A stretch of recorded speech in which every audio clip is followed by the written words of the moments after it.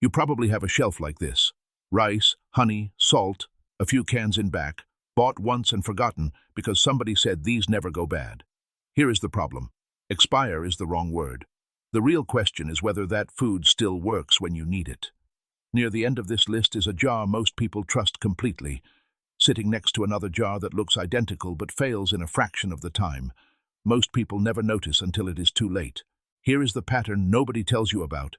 Some of these foods really are close to immortal, but they stop being useful long before they stop being edible. Others come in two versions hiding under one label, one that lasts for decades and one that quietly falls apart in months. Not one item on this list fails the same way twice. Let us start with the one almost everyone assumes is completely bulletproof. Number 12. Plain white rice. A 5-gallon bucket of plain white rice feels like the safest purchase a person can make. It is cheap, it is heavy, and it looks like it will outlast the house it is stored in. And in a way, it will. Milling strips away the oily bran and germ, so there is almost nothing left inside that grain to actually rot. That is not the danger here. The danger is what is already sitting on that rice before you ever bring it home. Insect eggs. Tiny, invisible, and already present on most rice you buy at a normal grocery store. All they need is oxygen to hatch. Leave that bag sealed in its original packaging in the pantry for a few years, and you are not fighting spoilage anymore. You are fighting bugs. Open that bag expecting dinner and find webbing, tiny holes, or a faint musty smell instead, and dinner just got cancelled. Here is the twist people do not expect. Brown rice, the one everyone assumes is the healthier long-term choice, actually fails first. Those same oils that make it more nutritious also make it go rancid within months, not years. So the better-for-you bag is the one with the shorter shelf life. Buy plain white rice for real long-term storage. Keep brown rice for what you plan on eating soon. Simple fix, and it costs you nothing extra. Rice fails from the outside in, through bugs and moisture. The next item fails from the inside out, and it is sitting right there in your spice cabinet. Number 11. Table salt. Salt is the one food people are completely certain will never let them down. It is a mineral. It cannot spoil, cannot rot, cannot support bacteria of any kind. And that confidence is not wrong. Plain salt really is permanent. But most of what is in that shaker is not plain salt. It is iodized salt, and iodine is added specifically to protect thyroid health. That iodine quietly loses potency over time, even while the salt crystal underneath stays exactly the same. The salt will outlive every person reading this. The iodine will not. Nobody checks salt as if it were a nutrition label because it does not feel like one. If your household is depending on iodized salt as its only source of iodine, and that container has been sitting for years, you may be getting the seasoning without the nutrient you thought you were storing. The shelf signal here is not spoilage, it is clumping, which just means moisture got in. The fix is calm and easy. Rotate iodized salt the same way you would rotate any supplement. Keep a separate container of plain, non-iodized salt as your true forever backup, because that one genuinely has no weak link at all. If salt hides its weakness inside a nutrient, the next item hides its weakness inside a jar most people trust more than almost anything else in the pantry. Number 10. Granulated sugar. Sugar sits in a canister for years and nobody gives it a second thought. It does not support bacteria or mold, so technically it really is safe indefinitely. That part is true. Here is what people miss. Humidity can turn that sugar into a solid brick. It is still safe to eat. It is just no longer usable. You cannot measure it, cannot dissolve it into a recipe, and cannot use it to preserve a fresh harvest of fruit if it will not scoop out of the container. That is the format trap. Safe on paper, useless in the kitchen. People check sugar for mold. They almost never check it for hardness, which is the actual failure mode here. Brown sugar is even worse because the molasses in it holds onto moisture and speeds up the clumping. The fix is simple. Store it in something airtight, with a moisture barrier, and a bay leaf or a small clay disc inside will keep it workable for years. Instead of turning into a brick, you have to chisel apart. Sugar just goes hard. The next item goes rancid, and it gets brewed fresh every single morning in half the houses in this country. Number 9. Instant coffee. A sealed jar of instant coffee looks like the easiest 20-year purchase in the entire pantry. And technically that claim is not even a lie. Instant coffee really can sit sealed for 2 decades without becoming unsafe. But here is what that claim does not tell you. The oils that carry the flavor and the aroma start oxidizing long before the caffeine ever disappears. Open a jar that has been sitting untouched for years, and you will notice it right away. It smells like almost nothing. The buzz is still there. The comfort is gone. People file coffee under, will it still work? When the real question is, will it still feel like relief? That distinction matters more than people think, especially during a genuinely hard week, when a cup of flat, papery, joyless coffee is not the small comfort you were counting on. Here is a strange detail. The premium freeze-dried granules, the ones marketed as the better product, are more porous and can actually go stale faster once opened than the cheaper spray-dried kind. Buy smaller sealed jars instead of one giant tin, and treat coffee as something you rotate, not something you bury and forget. Coffee fails quietly, through flavor alone. The next item is the one food most people have been told, flat out, can never go bad at all. Number 8. Honey. Everyone has heard the story. Archaeologists open a jar of honey from an ancient tomb, and it is still perfectly edible. That story is not a myth. Honey's low moisture and natural acidity genuinely make it impossible for bacteria to survive in it. But there is one exception almost nobody hears about, and it comes down to a single wet spoon. Dip a damp spoon into that jar just once, and you have introduced enough moisture to start fermentation, sometimes months later, long after you have forgotten it happened. The jar is not broken by time. It is broken by one moment of carelessness. Here is where people make the opposite mistake. Honey that crystallizes, turning thick and grainy, has not gone bad at all. That is a completely normal reaction to time and temperature, and a little gentle warming fixes it. People throw away perfectly good honey because it looks strange, while a clear, smooth jar that is quietly fermenting from a wet spoon sits there looking completely fine. There is one more layer. Heavily processed supermarket honey stays clear and pourable for longer, but that processing strips out the natural enzymes that gave raw honey its remarkable durability in the first place. If real long-term storage is the goal, raw honey with a dry utensil beats processed honey every time. Honey fails by accident. The next item fails by design, and it does not say a word about it on the label. Number 7. Dried beans. Dried beans get marketed as one of the longest-lasting foods a household can own, and in terms of safety, that reputation holds up. The problem shows up later, in the pot, not on the shelf. It is called the hard-to-cook defect, and it is real. Over time, minerals and pectin inside the bean bond together in a way that keeps it from ever fully softening, no matter how long you cook it. Beans stored somewhere warm and humid for as little as a week can behave like beans that sat at room temperature for over a year. Some aged beans never fully soften, period. Picture a pot of backup beans, simmering for 6 hours, and the centers are still crunching when you bite down. That is not a recipe mistake. That is age catching up with the bean itself. The beans are still perfectly safe. They are just permanently uncooperative. Here is the good news. A pressure cooker and a pinch of baking soda in the overnight soak can rescue even beans that are 15 or 20 years old. Store them cool and dry, label them by year, and actually rotate your stock instead of stacking new bags on top of old ones and forgetting what is underneath. Beans fail in the pot. The next item fails on the shelf, and it comes in 2 versions that look almost identical but age nothing alike. Number 6. Whole wheat flour versus white flour. Flour is flour until it is not. 2 bags, same wheat family, sitting on the same shelf, and one of them is already falling apart while the other one barely ages at all. Whole wheat flour keeps the germ, and that germ is loaded with oil. That oil goes rancid in a matter of months, not years. White flour has that same germ milled out completely, which is exactly why it holds for roughly a year at room temperature, while whole wheat flour is already turning bitter after 3 to 6 months. Same wheat, not the same shelf life.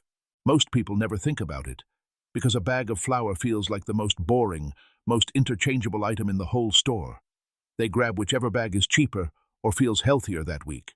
Bake bread with whole wheat flour that has been sitting in the cabinet for a year, and every single loaf comes out dense, bitter, and a little bit off, and most people blame the recipe instead of the flour. The fix costs nothing. Buy whole wheat flour in amounts you will actually use within a few months, and freeze it in an airtight container if you want to roughly double its life. Save the long-term pantry space for plain white flour instead. Flour fails through its own oil. So does the next item, and it is sitting in almost every fridge and pantry in the country right now. Number 5. Powdered milk. A can of powdered milk feels like an easy insurance policy. Calcium, protein, and a shelf life measured in decades, all sealed up in one container. Except that promise only applies to one version of it. Non-fat dry milk can genuinely be stored indefinitely as long as it stays below about 75 degrees. Whole milk powder, the one that tastes richer and creamier, contains milk fat, and that fat oxidizes. It is simply not suitable for long-term storage, no matter how good it tastes on day one. One can last a lifetime, the other can barely outlast the warranty on the shelf it is sitting on.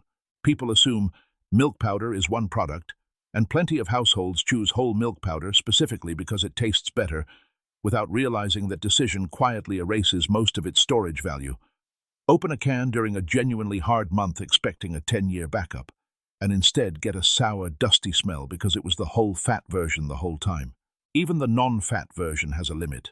Store it somewhere that regularly climbs above 75 degrees, like a hot garage, and its real shelf life shrinks fast, whatever the label promises. Buy non-fat or instant dry milk specifically for the long haul, and treat whole milk powder as something you use soon, not something you bury. Powdered milk fails by fat content. The next item fails through that exact same chemistry, and it is the one ingredient every stockpiling list assumes is simple. Number 4. Cooking oil. A pantry can have years of rice, beans, and flour sitting in it, and still be missing the one thing that actually makes any of it cookable. That is cooking oil, and it is usually the shortest-lived thing on the entire shelf. This is not a bacteria problem. It is oxidation, and heat, light, and air are the ones driving it. Most refined vegetable oils only hold for about 1 to 2 years, even sealed and stored properly. That shelf-stable label on the bottle is buying you a year or two, not a decade, and almost nobody reads it that closely. Oil gets bought in bulk and shoved to the back of a cabinet the same way rice or beans do, but it does not age the same way at all. Come back to it in 2 years expecting a working pantry, and instead find a bottle that smells like old paint or crayons, cloudy or darkened in color. That is rancid oil, and it is not something you want anywhere near your dinner. Here is the exception worth knowing. Saturated fats like coconut oil, tallow, and ghee resist that oxidation far better, sometimes stretching storage past 5 years. Buy regular cooking oil in smaller bottles. You will actually rotate through within a year or two, and keep one saturated fat specifically set aside for the long term. Oil fails through chemistry most people can actually smell coming. The next item fails through a shelf that the USDA itself calls safe indefinitely, and that phrase is exactly the problem. Number 3. Canned goods. Canned goods are the food most people would bet everything on if things got hard. And in one very specific way, that trust is earned. Commercially canned low-acid foods, meats, beans, vegetables, really can stay safe indefinitely as long as the seal holds. Here is what that promise leaves out. High-acid canned foods, tomatoes, fruit, pickled anything, are recommended for real quality within about 18 months, not indefinitely. One can on that shelf is a decade of insurance. The can sitting right next to it, wearing the exact same word canned on the label, is an 18-month loan. Most shoppers read canned as one single promise, when it is actually 2 completely different promises depending on what is inside. Open a still good can of tomatoes you bought 3 years ago for a storm day dinner, and instead of sauce, you get something flat, metallic, and honestly not worth eating. The physical warning signs matter regardless of what is inside. Any dent along the seam or rim, rust that will not wipe off, any bulging at all that gets thrown out immediately, no exceptions. Rotate your high-acid cans, tomatoes, fruit, pickles, every 12 to 18 months. Let the low-acid cans, the meats, the beans, the vegetables, sit as your genuine long-term backup. Canned goods split by what is actually inside the can. The next item splits by something almost nobody thinks to check. What happens to the food after it has already been perfectly preserved? Number 2. Freeze-dried food. A bucket of freeze-dried food is sold as the modern answer to what never goes bad, and in one sense, it earns that reputation. The calories, the protein, the carbohydrates inside can genuinely remain stable for 20 years or more. Here is the part the label does not print in bold letters. While the calories are holding steady, water-soluble vitamins are quietly disappearing the entire time, even in perfect storage conditions. Vitamin C and vitamin A content can drop significantly over that same 20-year window. The calories are a time capsule. The vitamins are on a clock, and nobody warns you that the clock is running. Imagine living on a 20-year-old bucket of freeze-dried meals through a genuinely long, hard stretch. You would get full every single time. You would also slowly be running short on nutrients that matter just as much as calories, without any obvious sign that it was happening. Temperature makes this worse than most people expect. Every roughly 18-degree increase in storage heat can cut that food's usable shelf life in half. A hot garage does not just shorten the 20-year promise, it can gut it. Store these buckets somewhere genuinely cool, and if you are relying on them long-term, pair them with a rotating multivitamin or a few nutrient-dense fresh items whenever you can. Freeze-dried food keeps its energy, but loses its nutrition, quietly, on a schedule nobody prints on the bucket. And that leads to the last item on this list, the one whose survival depends entirely on which version happened to be sitting on the shelf when you grabbed it. Number 1. Peanut butter. Peanut butter feels like the most bulletproof food in the entire pantry. Protein, fat, and comfort, all in one jar that never seems to go bad. Most people would put it near the top of any safe forever list without a second thought. Here is the twist that earns this, the top spot. Peanut butter is not one food. It is two, hiding under a single name. Commercial peanut butter, the kind loaded with stabilizers and hydrogenated oils, can sit safely on a shelf for 6 months to 2 years, unopened. Natural peanut butter, just peanuts and salt, nothing else, can turn rancid within a few months and genuinely needs refrigeration to hold on at all. The plainest ingredient list in the entire store is also the one with the shortest fuse. People reach for natural peanut butter specifically because it feels more responsible, more honest, more like the real version, without realizing that exact choice quietly cuts its usable life down to a fraction of the other jar sitting one shelf over. Picture reaching for backup natural peanut butter during a genuinely hard stretch and finding it sharp, bitter, and rancid, oil no longer stirring back in, while an ordinary commercial jar bought on the exact same day is still perfectly fine. Oil separating on top of natural peanut butter is normal, not spoilage, but it is also the first visible sign that the clock has already started running. For real, long-term storage, keep the stabilized commercial jar. Save the natural version for what you plan on eating soon, and refrigerate it once it is open. That is the whole list, and here is what ties it together. Calories are not enough without protein. Protein is not enough without usable fat. Grains are not stable without the right milling. Dairy, coffee, and honey all hide a second, less durable version of themselves sitting right next to the durable one, under the exact same label. A shelf does not have to be empty for a stockpile to fail. It just has to be full of the wrong version of the right food. So here is the simple move. Next time you are standing in that aisle, before you check the price, check the version. Non-fat or whole, commercial or natural, low acid or high acid, white or whole grain. That one choice decides how long your pantry actually works when it matters. Which one surprised you the most? And what is sitting in your own pantry that you are going to check tonight?